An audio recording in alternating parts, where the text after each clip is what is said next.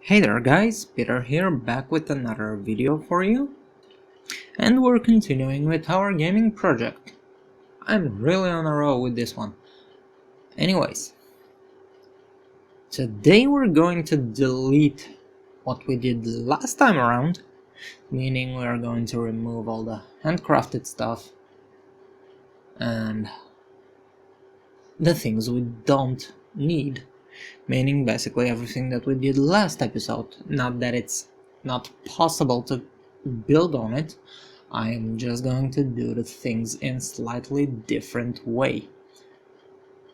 So today what we're going to do is we're going to build the dungeons on the fly while doing other stuff, which will allow us greater control over the dungeon layout and everything else. Now, before we go on, I just would like to explain a couple different things. While in the last episode we basically used camera and basically it's camera manipulation in order to give the effect that our guy was walking around, basically show our guy walking around in a dungeon. This time around we're just going to have him standing on one spot while the dungeon itself is moving behind him, and we basically will generate the dungeon while our guy is standing on one place. That's just going to allow greater control over whatever we decide to put in his path. So to do that we're going to draw the dungeon, then draw our guy on top of the dungeon, which will look like he's in front of the walls, and then we're going to draw our banner sprite on top of everything else, which will basically look like our banner is a window into this guy's dungeon crawling, I guess. That is what we're basically going to do. So in order to fulfill this purpose, I have already sliced up our stonewall sprite that we used last time around. And here it is. That's it. Now the thing we're going to do now is to change the banner sprite. I'm going to do some adjustments to the origin point of the banner sprite, so it will not be hidden on the world map by other stuff. You'll see what I mean when I'm finished with that. So I'm changing the coordinates, and basically it's in the left released. In the create event first it's 40 instead of 32. There we go, 40. And I also need to change it in the left released event. There we go, 40 here and 40 here. There we go. That will just slightly shift the banner in the world so it will not be hidden. Okay, now what I'm going to do is I'm going to draw a circle with a different color on top of our banner, and then I'm going to delete that circle, and that will allow us to have a hole in the banner which will look like a window. The last time around in the previous episode we used the view system of GameMaker, which was basically a rectangle. This time around I'm going to create a hole, a circular hole. I'm sorry, I'm basically pixel hunting at the moment, so I can't really talk much. So now that I deleted that thing, we see there is a big gaping hole in the middle of our banner, which is perfect. This banner will basically be like a window, and we only need the frame of our window. So that's it, there we go. You see it's above our circular location, so it's not hidden like it was before. I also need to go to our room and basically remove those. Oh yeah, I needed to go to tiles and basically remove those stone walls and cave walls and stuff. There we go. We also need to remove our guy from down here because we don't need him anymore. He played his role in the last episode. So now what we need to do is to introduce the draw event in the game. Okay, pause. The draw event is the basic 2D rendering of GameMaker. The draw event is something that is automatically done at the end of each step, meaning each frame is first calculated in its step event and then is drawn. The draw event is extremely slow in execution, so we're going to need to optimize and have as less calculations in the draw event as possible. The step event is way faster when it's calculating stuff. The draw event is not. As you can see, there are different draw events that we can manipulate, but we are only going to use the standard draw event at the moment. Keep in mind the draw event is the last thing that is executed, so everything else will be executed before it is drawn on the screen. One simple thing that will help us a lot that we need to remember is the order that we give the draw event to draw is the order that we're going to see stuff on the screen. Meaning the first thing that the draw event is drawing is going to be behind everything else, because the draw event will draw other stuff on top of each other. So basically the last thing we will see first, if you get what I mean. You're going to see that in action. It's going to make a lot more sense once we actually code some stuff and you see it in action. Yeah, whatever. Sorry about the mumbling. I'm trying to explain it and I don't really know how, so okay, let's go again. The draw event. There we go. We have our banner have a sprite, so we need to draw that. Always, if you have a signed sprite and you introduce the draw event, you need to put this line here, draw self. Draw self will draw the sprite that is assigned to this one object. In our case, the frame that is a banner or whatever. Now this needs to be the last line in our code, so it will be on top of everything else. Now we're going to use another command, which is draw sprite, and with that command we're going to draw our guy walking around. So draw sprite have a lot of stuff in it, so we're going to draw sprite human with subimage. So we have animation, which means that our sprite is animated, which means that we need to introduce a variable named called animation, and I'll explain it later on. We'll draw it on the coordinates x and y, which are the coordinates of our banner. Now the variable animation, in the last episode we just used a image speed, but we cannot use it at the moment. We need to have a separate variable because this is a different sprite than our sprite that is assigned to our object.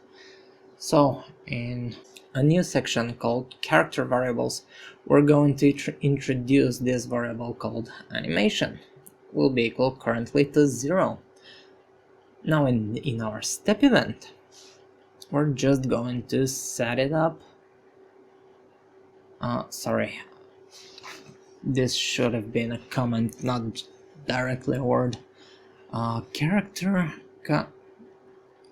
calculations. There we go.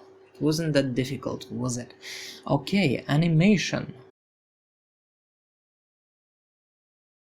plus equals 0.2. I said 0.2.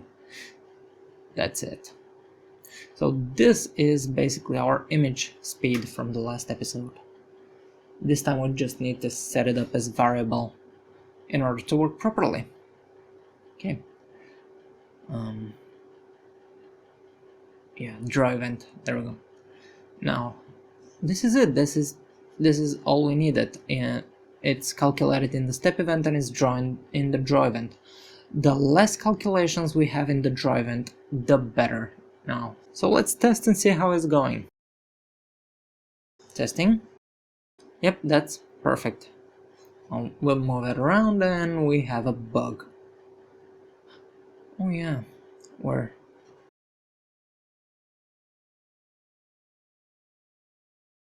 We're having a leftover variable from our last episode that we haven't deleted. Now that we have deleted it, we're going to save and test again.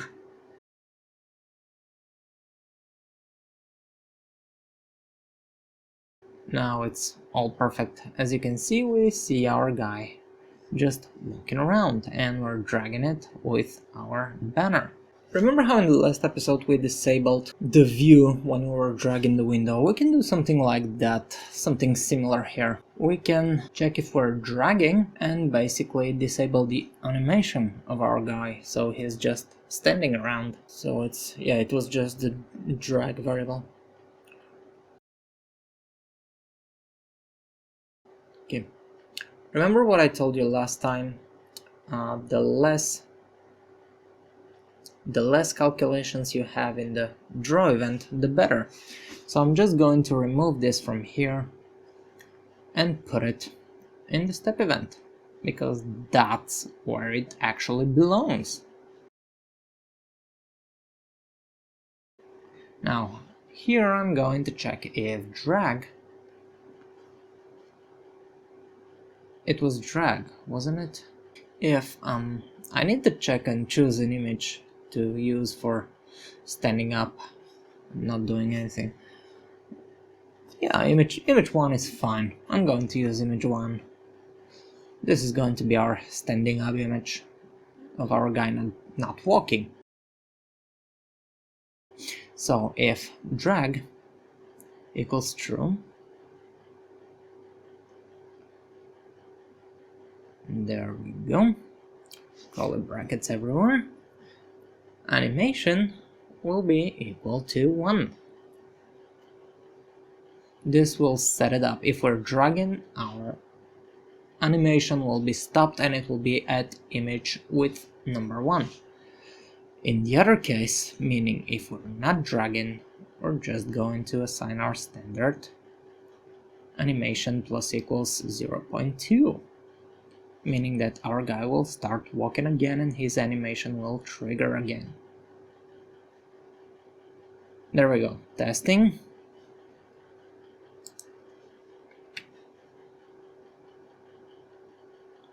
You see, that was simple. Now he's just standing here. If I drop him here, he starts to walk. Now if I take him away, he's not walking anymore. He's walking, he's not walking. There we go. He's walking again. That's exactly what we want to see. That's perfect. That's amazing. We're so good at this. Okay, next up, we just need to set something in the background so it's not that dry and just... We need to imitate, to give the illusion of movement. So we're going to draw a sprite. This time I'm going to draw sprite Stonewall. Yeah, Stonewall. Go. Subimage, we're going to just use 0. I'm going to hardcode some stuff. It's not a big deal. Location X and Y. Yeah. It's not supposed to be location X and Y. It's supposed to start at one end and then move to the other, so it will simulate movement. So we're going to get the variable. We're going to have some calculations made. First off, we need to use this function, sprite get width. This thing will just give us the size, the width size of a given sprite. In our case, the sprite banner, because we'll draw it behind the banner and we want the banner to hide this thing, but we want only half the size of the banner because our x coordinate is in the middle of the banner, so we just need the half of that, so we're splitting it at half. Now we're adding to the, we need just half of the width size. Now I need to see to check out the size of, it's 42 pixels, so half of it is 21. I need to move the origin point to the bottom. There we go. 42, yeah. Okay, this is the value I needed.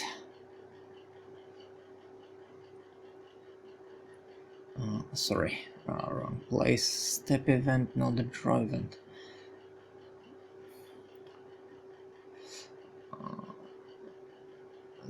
To that we're going to add minus 22, minus plus, minus or plus.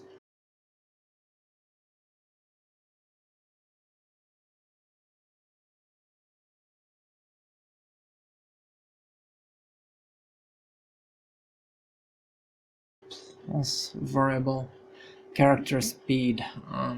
So this is going to be the simulated speed that we're going to see the walls move with, so it will looks like our character is moving with that speed. Remember,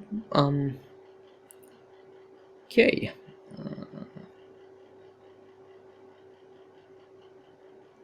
Character speed. You know what I'm thinking of? I'm thinking that we do not really need that code in the draw event. Everything I can take away from the draw event, I will take away from the draw event. So all this entire line of code will walk away and we'll put it in the step event where the calculations are executed, as I said before, much faster. So here we're going to give it, last time we gave it a speed of 2 pixels per frame. Plus 2. Last time we set it to plus 2. Okay. Now that will allow our wall piece to move, and we need to check if it's on the other end of, you know what, I'm just going to name this displacement, because this is basically what it is. This is the displacement of the wall sprites that are shown on the screen. I'm sorry I'm waffling, I don't really know how to explain this properly, but I'm going to name this displacement because it's more representative basically of what this variable means. Okay, displacement equals 0.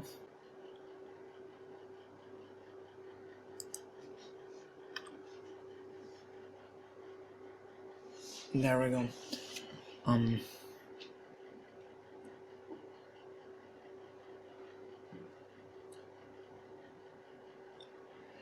This thing just needs to check if we're at the other end of the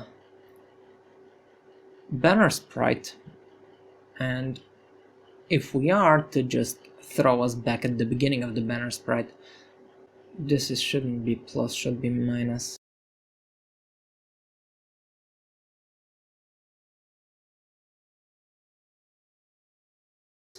Okay, x minus sprite get width sprite banner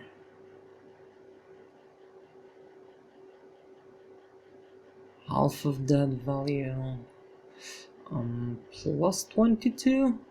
I believe it should be plus 22. Then we need this displacement to be set to that initial value that we see on top, meaning this line of code here should go inside of the if statement. This go. On top of that, the only thing we need to do is to add to displacement plus equals 2. There we go. That will set up the speed that the walls will move behind the character. Oh, sorry, minus equals 2. If it's plus, they will move the other way around. I'll show it to you at the moment. You'll see what I mean in the testing. There we go. You see the wall is starting at the place we don't see it and moving to the left. That's exactly what we need. And this is a nice simulation of what our goal actually is. I'm just going to change the sprite size so it feels, so it's hiding behind the banner, and I'll be with you in a second through the power of editing. Okay, see ya. Okay, here we go. We need to change this to 78, and this is going to be the last change because I'm absolutely certain that 78 is the value we need. Now let's test just in case. That's perfect. It's completely hidden behind the banner, so it really looks like a window inside the dungeon, and our guy is walking next to a piece of wall. Now this is perfection. On top of that, we need now we just need to add other pieces of wall that will make a full wall, and I'm going to do that using my favorite method, meaning arrays.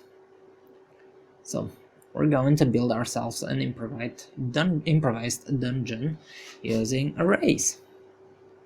In each array, in this array, we're going to store different images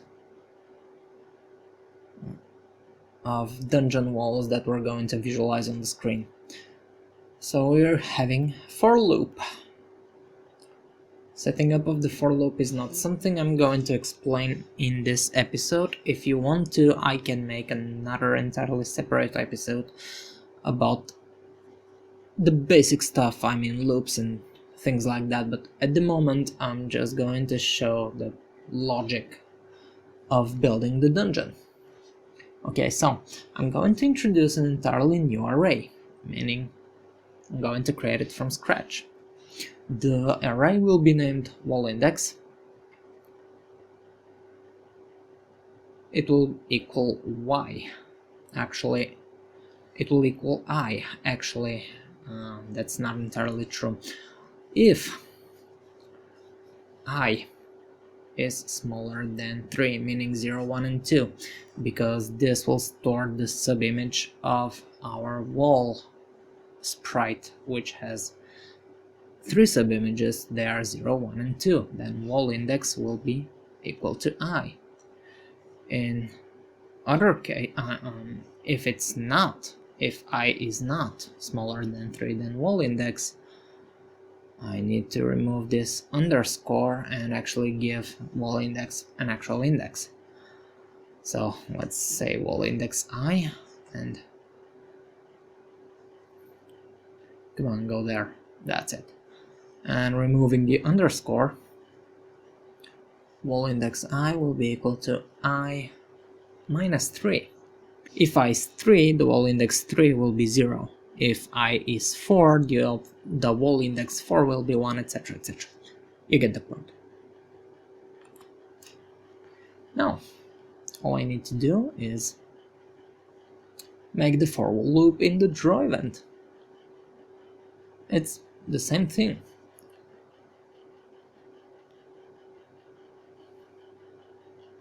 I plus it's the same logic. We're just going to draw different a bunch of different sprites that will simulate a wall. So to do that, we need to draw a bunch of different sprites, and instead of writing the code manually for each sprite, we're just going to set a loop wall index. There we go. Okay, each image will have its own displacement on the screen, meaning it will be on different locations, so we need to set up also a displacement array for each subimage. We can use the same for loop, displacement I equal okay, so how am I going to do this exactly? Equal I plus sprite get with SPR banner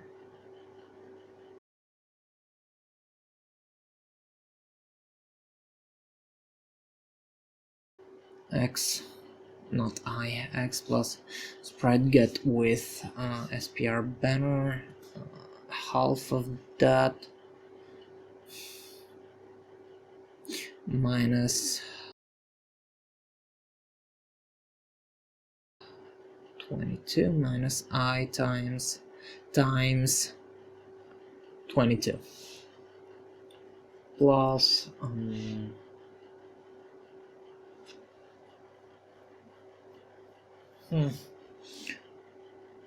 is that going to be it?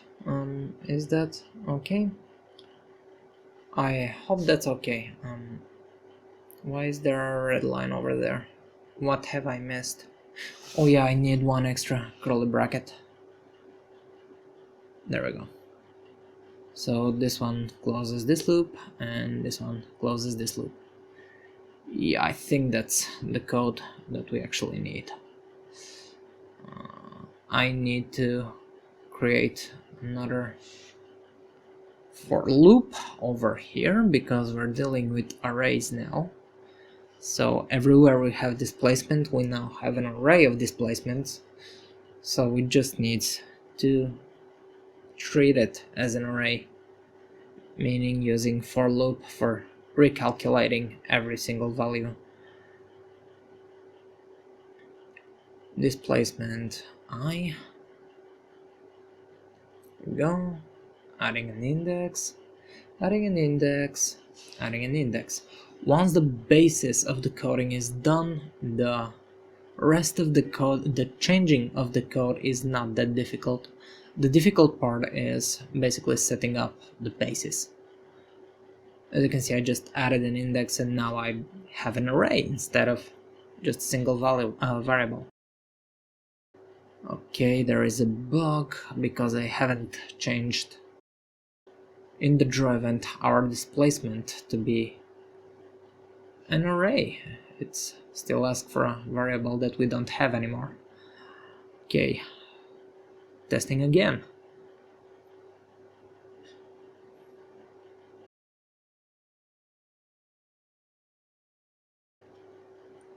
What have I done wrong again? Argument 2 incorrect, type 2 expected a number at GML object blah blah blah blah, draw line 2 store wall index. Oh, it's, yeah, it's, I've done the same thing. I just, come on, alright, there you go. Where am I? Oh yeah, I need to go to the draw event, not the create event, you idiot. The wall index is also an array and I haven't changed it here. Okay, so now everything should be fine. Let's see, testing. And yeah, we have some misalignment, so some numbers, some calculation is probably wrong somewhere. Other than that, that's the logic behind it.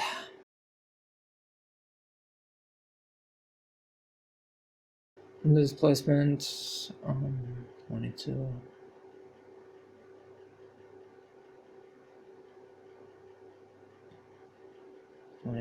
Minus I times 42. So our starting position minus a certain amount of space. That's basically what it should have been. Okay, so that's fine, but it's not exactly what I wanted to see on the screen. They're overlapping each other. And there is a small amount, a couple of pixels that we're seeing that we weren't supposed to see. So if I stretch the limits out a little bit, probably I wouldn't be able to see the creation and destruction of each sprite of wall, piece of wall. So here is plus 20, here is minus 24, that basically give me 4 extra pixels to work with. I could stretch it. If I stretch it 1 pixel more, the wall sprites will show up on the outer limits of the banner, and we don't want to see that.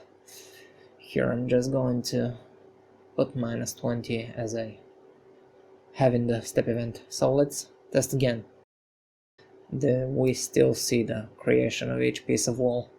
They're overlapping each other because I'm basically trying to squeeze 6 pieces of wall at the space for 5 pieces of wall, or even 4 pieces of wall. But that's okay, because we're going to make a couple different arrays next time that will allow us to not see those things. We just need to slim down the sprites, and this will basically stretch them a bit, so we will not see those creations and destructions of wall that we're currently seeing here and here. Yeah, so yeah, that's the basic idea though. Okay, that's the basic idea. You'll see the wall, and then on top of the wall you'll see the player, and then on top of the player you'll see the banner that is hiding all the calculation and creation and destruction and drawing and redrawing that we're doing. So that's something that we're going to do next time. We're going to build in a completely separate array our dungeon next time around, not here. This will be made in a completely different place, and we'll use the data from this completely different place in our banner object. We'll take the data from it and we'll draw according to that data. So that will be what we're going to do next time. If you're interested in seeing how that is going to work, you can subscribe to my channel, and you can watch some other videos right now, and I'll see you in the next one.